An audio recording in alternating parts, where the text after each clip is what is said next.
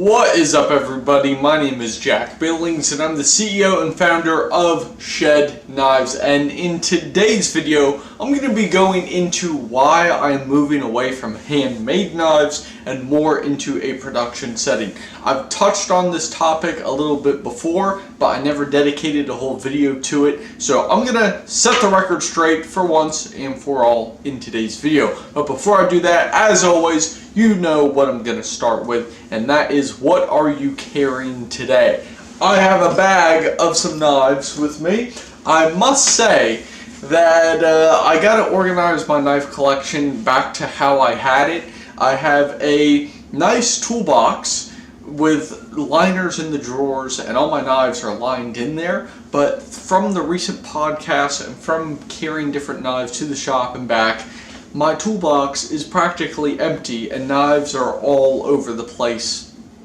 Really, it's crazy. So I will be doing that this weekend, but here I have my bag of knives. So let's check this out. First off, what's in my pocket? Well, I have two things today.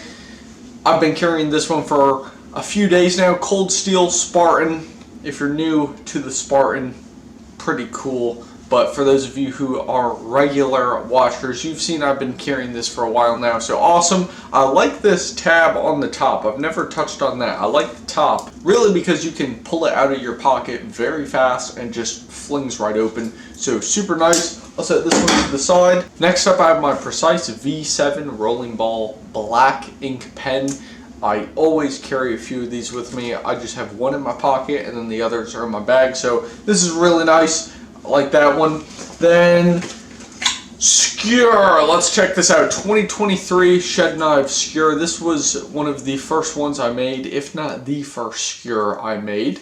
So this one is pretty neat, and maybe you can hear it, I don't know, but basically the texture on this will smooth out over time, and it has a really nice deep color now, where before when you get one of these knives, the color is always very kind of light, where over time it gets really deep and darkens up to a nice color. So this is a Coyote Tangy 10 154 cm steel Kydex sheath. You can tell I carry this thing a lot, really, because of the grommets and the bolts there. They should be black, but you can see the bronze there, or the brass, and then you can also see the silver wearing off there. So pretty cool. I carry this thing quite a bit. So here's my 2023 skewer.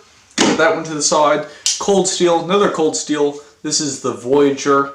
I gotta say, I wish they made more knives, if not all of their knives, in the USA. Taiwan doesn't have as much of a problem as China, but still, it's not USA. Somebody else in another country who was probably underpaid had to make a lot of these knives, which is unfortunate, but why I have them as a 100% USA knife manufacturer? Well, I got these when I was like 12, 13 years old, so I've had these for a very long time, really before I started getting serious about the whole 100% USA thing.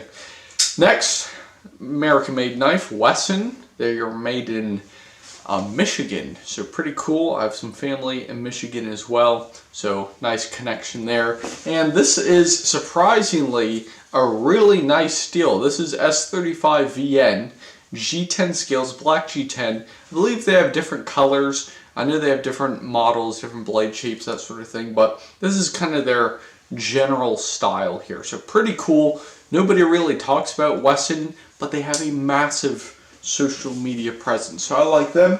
And then, because I am finishing up my knives today, I have my, what I call the Kydex knife. This is my Kershaw, so very nice blade. Discontinued though, but I like this one. And then next up, I'm sure you haven't seen anything like this before, but this is my 3D printed knife. This is no really specific model. This was actually a gift, so pretty cool. You can't really do much with it because it's like a very soft acrylic or plastic, but it's still pretty cool, and I was showing it off in another video, so I haven't taken it out of my bag yet. So just thought I would throw that one out there. So Matthew, Christopher, if you're watching, thank you very much for this blade. Also, just a quick highlight before getting into the whole knife making, why I'm moving away from handmade stuff, I just have to show this off. Torok was kind enough to send me a nice bag with my machine. So thank you, Torok.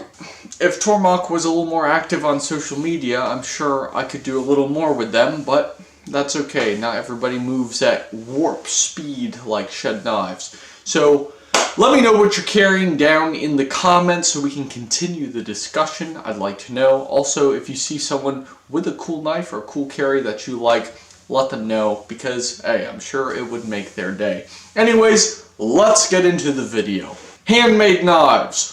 First off, what are they? I always like to start off with explaining the main topic. So, handmade knives, basically, it's some guy or some girl who takes raw materials like a bar of steel and they hammer them out in a forge, or maybe they cut them out with an angle grinder and heat treat them. That's not so much handmade, but that can do it. And then they take some wood or G10 or micarta, some type of handle material, and then they grind it by hand, put it on the knife. Maybe they use brass pins or they use screws, but they spend a lot of time on this knife. They buff it, they polish it, make it look really nice.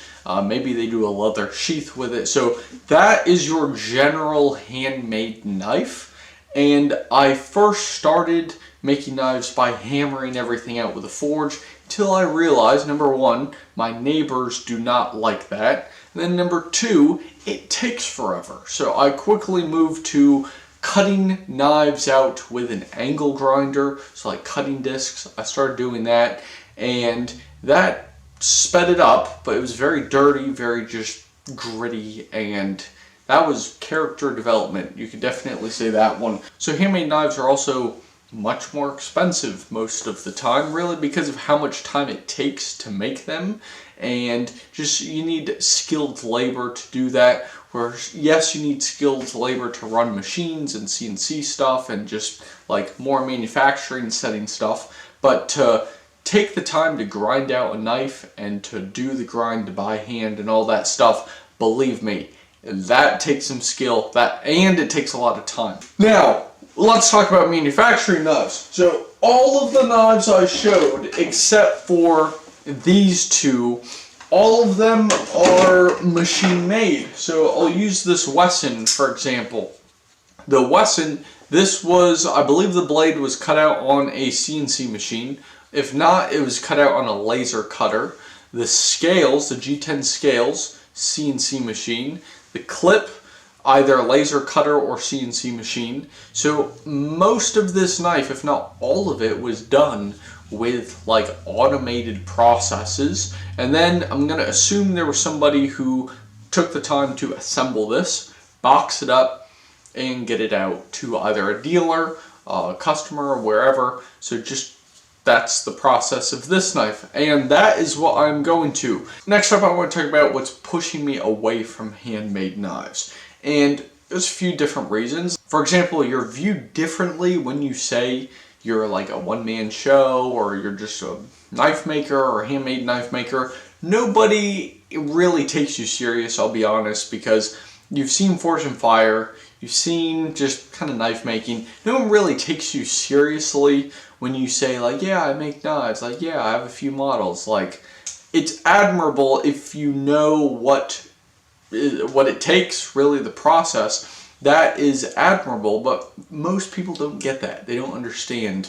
what goes into knife making. So there's that perspective there that like, yeah, knife maker, not really doing much, probably won't change at all, probably just, just happy, content, whatever.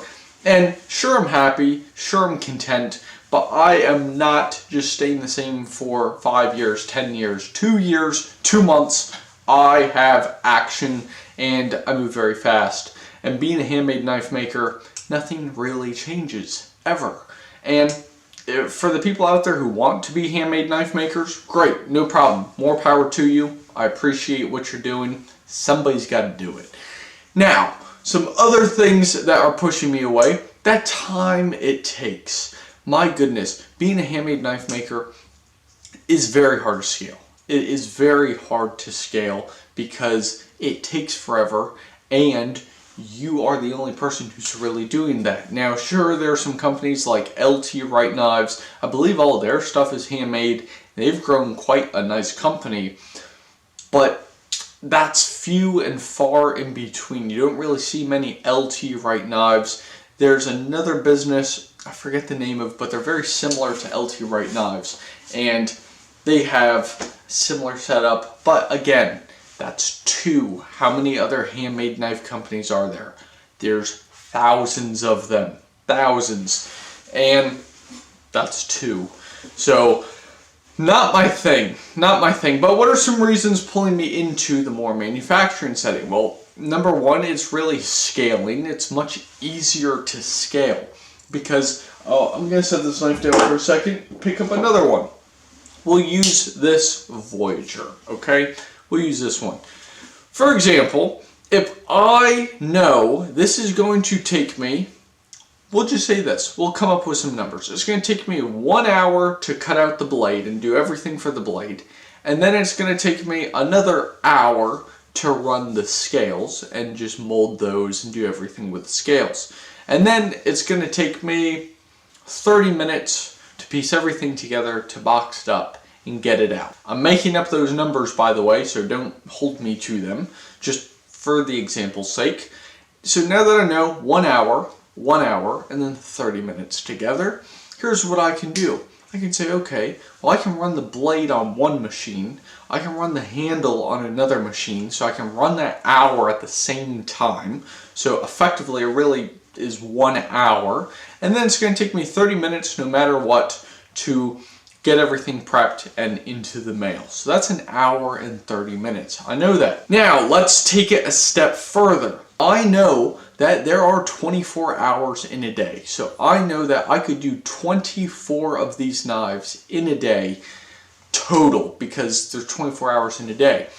And why 24 hours when you might be thinking, Jack, you forgot about the 30 minutes. No, I did not. It's because you can hire an employee to do all of that boxing and mailing for you. So now you're running knives full time. You're doing 24 high quality knives per day, which, by the way, I know this took less than an hour to do, but again, just for the example. So I know I can make 24 knives in a day. I have an employee who can do all of the mailing and assembly and all that stuff, so they can do that within an 8-hour day for sure, no problem. Now let's just say I want to do more than 24 knives a day. Well, all I have to do is scale my process up. If I know, okay, it takes a machine for this, it takes a machine for this, and an employee to put it together, that means I need a second machine for the handle and a second machine for the blade, and possibly a second employee, depending on how productive or how fast this first one is. And then I can scale that way. So now I'm doing 48 knives per day instead of 24. Where when you're a handmade knife maker, you can't really change other than just decrease in speed. You can't really get faster as a handmade knife maker, really, because of the quality you need to have. You can rush a set of G10 scales, but I can guarantee you they'll look pretty bad. You can rush a cut on a CNC machine. It's not really going to look that much different, especially if you're cutting steel. Now, you might run through drill bits faster, but still, you're not going to change anything. So the scaling part, I'm really a big fan of. The speed, I like the speed part because I can always make stuff faster when things are automated. And that's fantastic because they always make a better, bigger, just more to do machine out there. Like the Torok 770M, really nice machine, high quality, moves very fast, but I have to say, there are some much faster and bigger machines. Like Haas machines, they have some insane power, insane speed. Those are crazy machines. Now, I don't have enough space for a Haas machine in here, so I went with the Torok, but still, it's something to grow into. You can always be faster, where you can't really find like faster people for making handmade stuff, if that makes sense. So those are really the main reasons for moving away. Yeah, I want to finish off with this last point, and that is quality. Okay, I want to give an example of sickness in a handmade realm and sickness in a machine manufacturing realm. Okay? First off, we'll just say you're sick. You are just absolutely going through it. It is horrible. You've never felt any worse. If you're a handmade knife maker, you are probably taking the day off. Now, that's probably a good decision because you would have to put that respirator on, you'd have to grind on the belt sander, you'd have to be moving all about the shop, and man, you are just absolutely miserable. It would not help. If you're sick, same level of sickness, and you have CNC manufacturing or just automated processes, guess what?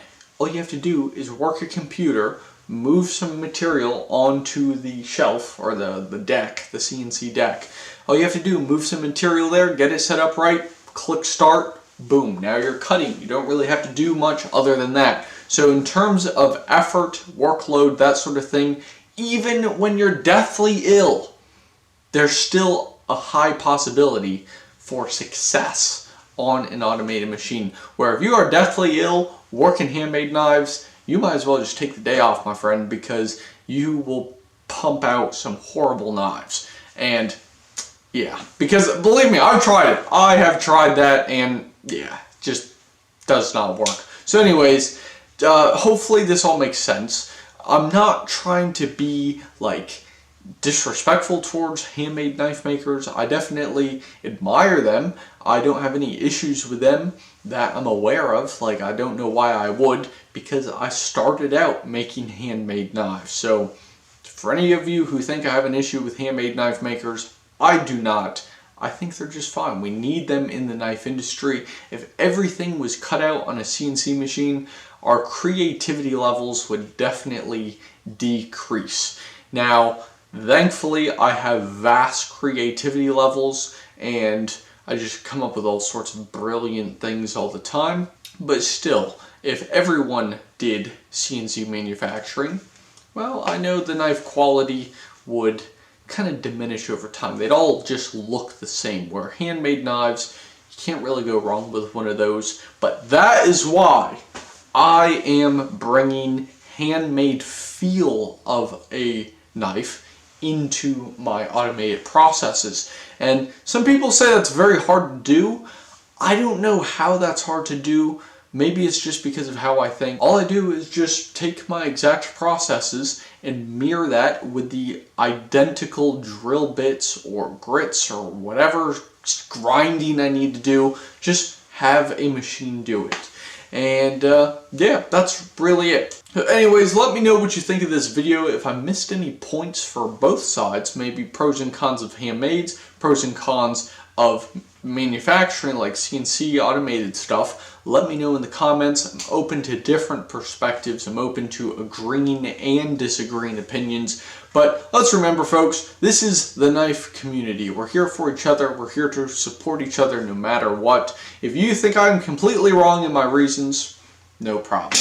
Great. Let me know why. If you totally agree with my reasons, hey, great, let me know why. But anyways, that brings me to the very end. If you like knife content and you have not hit the subscribe button, be sure to do that. And if you know somebody who may find value in this video, go ahead, hit the share button. Last thing, my friends, if you like knives, you better go check out shedknives.com, where you can find cool knives like the 2023 Skewer. Now, yes, this is sold out, but I have a ton of other models. 2024 models are coming out soon, and it's about to be great. So thank you all for watching. My name's Jack. I make knives, and I'll see you in the next one.